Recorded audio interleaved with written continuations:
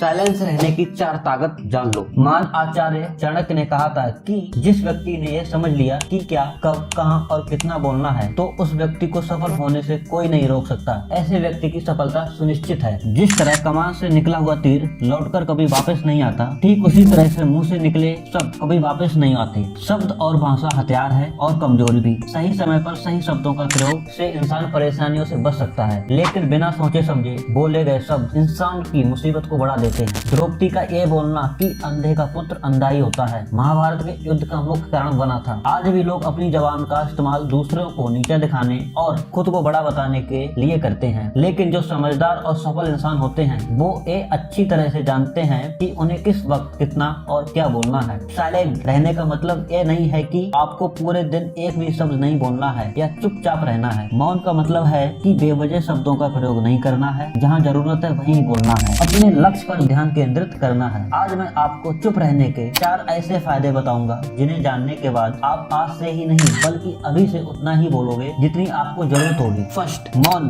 लोगों का ध्यान खींचता है। महान आचार्य चाणक्य अपनी चाणक्य नीति में बताते हैं कि उन्होंने अपने हजारों शत्रुओं को अपनी खामोशी से परास्त किया था। वो खामोश रहकर अपने शत्रुओं को विचार में उलझाए रखते थे और सही समय आने पर वह अपने दुश्मनों को ईंट का जवाब पत्थर से देते थे। साइलेंट यानी चुप्पी किस तरह के लोगों को अटेंशन को ग्रैब करती है, यह बात आप इस उदाहरण से समझ सकते हैं कि जब क्लासरूम में टीचर किसी विषय पर बात करते हैं तो स्टूडेंट्स उनके बात को बिल्कुल ध्यान से सुनते हैं, लेकिन जब अचानक टीचर या स्पीकर बोलना बंद कर देते हैं तो सभी लोग आश्चर्य में पड़ जाते हैं। अरे क्या हो गया भाई, कम्युनिकेशन बंद क्यों हो गई? मैं जब स्कूल में था तब अक्सर ऐसा होता था और आपके साथ भी ऐसा हुआ होगा। ठीक यही फार्मूला हमारे दैनिक जीवन में लागू होता है। सेकंड, मौन बातचीत में मदद करता है। शांत रहना मोल भाव यानी निगोटिएट करते वक्त आपकी बहुत ज्यादा हेल्प कर सकता है। बातचीत के दौरान जब आप अचानक चुप हो जाते हो और सामने वाले इंसान को जवाब नहीं देते हो तो ये खामोशी उस दूसरे इंसान को ये सोचने पर मजबूर कर देती है कि आखिर आप क्या सोच रहे हैं। तो फिर इसी चीज का आपको फायदा उठाना है। सामने वालों को ये सोचने दें कि आप क्या सोच रहे हैं। थर्ड, मौन आपको विश्वास बनाने में मदद करता है। अगर आप एक रिलेशनशिप बिल्ड करना चाहते हैं तो उससे पहले आपको ट्रस्ट यानी विश्वास बिल्ड करना होगा, और विश्वास तभी बिल्ड होगा जब आप सामने वाले इंसान की बातों को ध्यान से सुनोगे, यानी बातचीत के दौरान बोलोगे कम और सुनोगे ज्यादा। ऐसा करने से